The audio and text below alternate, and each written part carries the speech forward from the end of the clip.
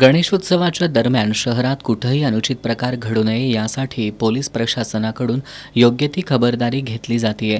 गणेशोत्सव मंडळांशी नित्यसंवादासाठी संबंधित पोलीस ठाण्यातील अधिकारी कर्मचाऱ्यांची नेमणूक देखील करण्यात आली आहे. गणेश आगमन सोहळ्याच्या पूर्वसंध्येला मंगळवारी सायंकाळी पोलीस अधीक्षक योगेश कुमार गुप्ता यांच्या प्रमुख उपस्थितीत शहरातील मुख्य मार्गावरून संचलन करण्यात आलं. मिरजकर तिकटी इथून सुरू झालेलं संचलन खरी कॉर्नर, बिनखांबी गणेश मंदिर, पापाची तिकटी, महापालिका, शिवाजी महाराज चौक या मार्गावरून काढण्यात आलं. यावेळी काही ठिकाणी दंगल काबू पथकाची प्रात्यक्षिकं सादर करण्यात आली.